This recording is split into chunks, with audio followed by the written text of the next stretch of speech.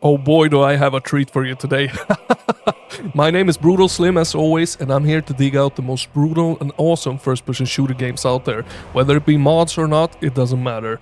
And today, I am so excited to show you this one, so let's dive into it. Muchachos, today we're covering Trenchfoot, Butcher's Summit.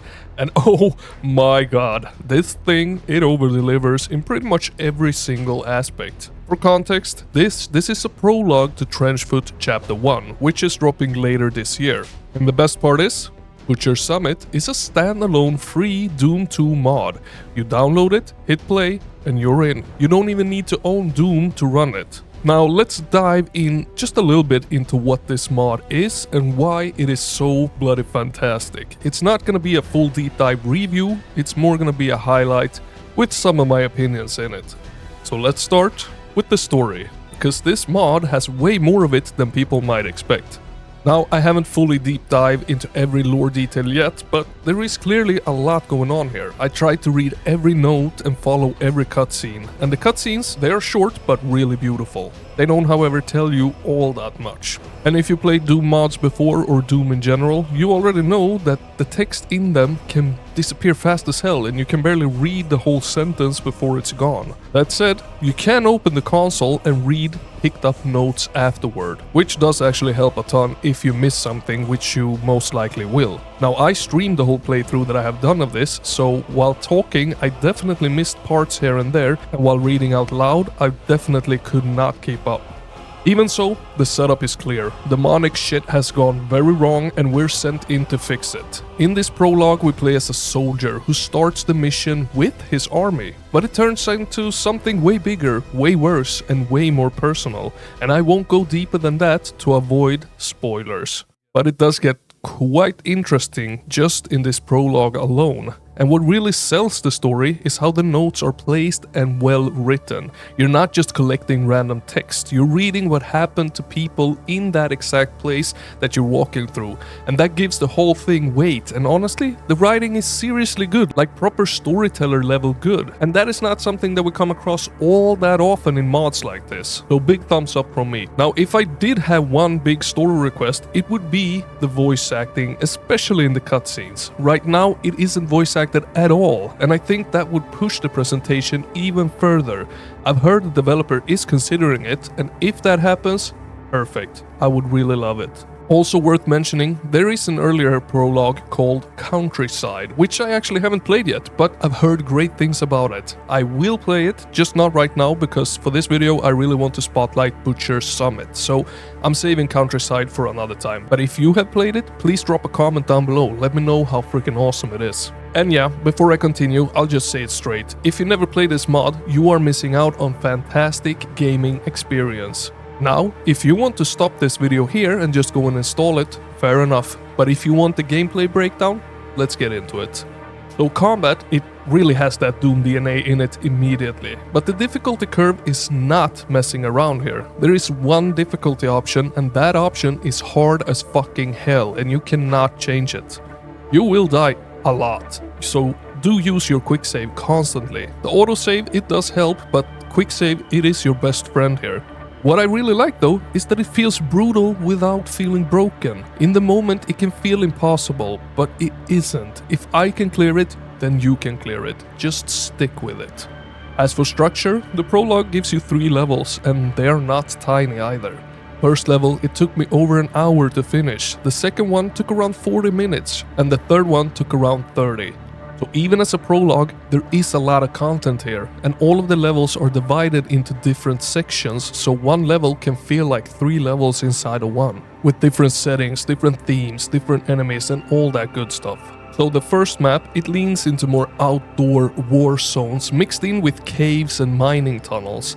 The second one, it shifts into even more outdoor war-themed style places with batteries that needs destroying, as well as your caves. But they don't feel like the outside zones from the first level, nor the caves from the first level. They feel very different. And the third level goes full hell with castle settings. Now the change in settings keeps things feeling fresh all the way through, and it helps the pacing so much. You still get that classic 90s key and door progression, but it is handled very cleanly, and it does sprinkle in some other objectives in there as well. And sometimes a path that is your way forward might be a bit narrow or easy to miss, but I never truly got stuck in this one. It feels more like exploration tension than bad design. And once you do settle into that rhythm, the level design really starts to shine. You've got new enemies, new weapons, new textures, new props, but more importantly, all of it is used so well.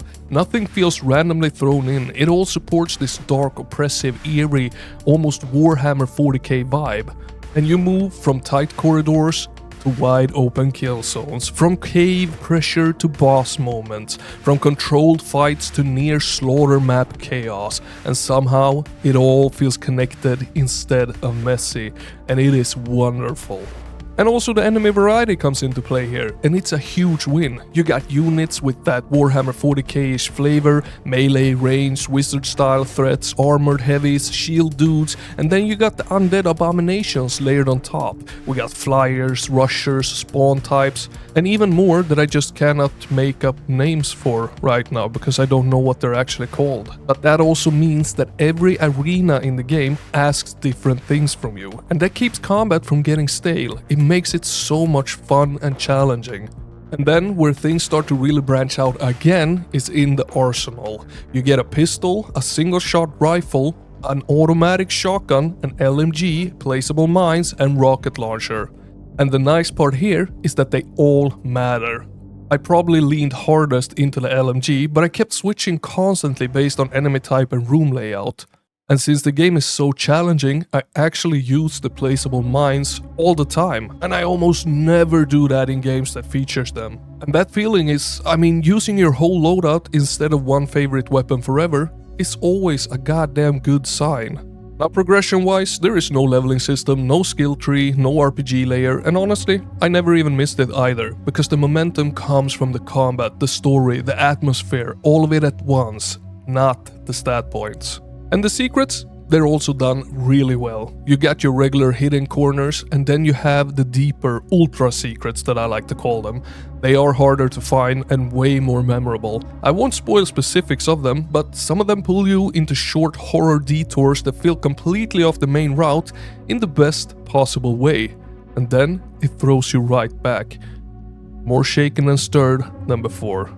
Now, if there is one thing that is a downside to this mod, it has to be the replayability. Since there is only one difficulty, once you finish it, you're mostly finished. But as a lead-in into Chapter 1, it still works fantastically great. It feels like a serious setup, not a throwaway teaser.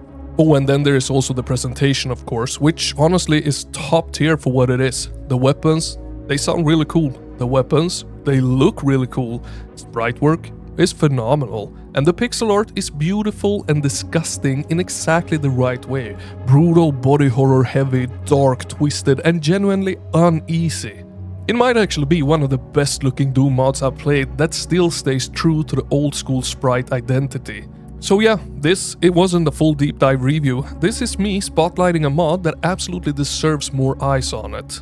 And the final verdict, it's fucking amazing. Could it be even more amazing with voice acting? Yeah, it could. Could a few small audio details be polished, like certain pickup sounds? Yeah, sure, it could. But those are small things in a much bigger picture. Butcher Summit is an incredible experience, and it's one of those mods that sticks in your head long after you've finished it. Personally, I finished it 3 days ago, and I have thought about it every single day since. Muchacho, thank you so much for watching all the way to the end. It means a lot to me. Now, if you would also leave a thumbs up and maybe hit a little bit on that subscribe, it would mean even more to me, and I would feed you more awesome content just like this. Now, until the next time, Papa Slim, he loves ya. Over and out.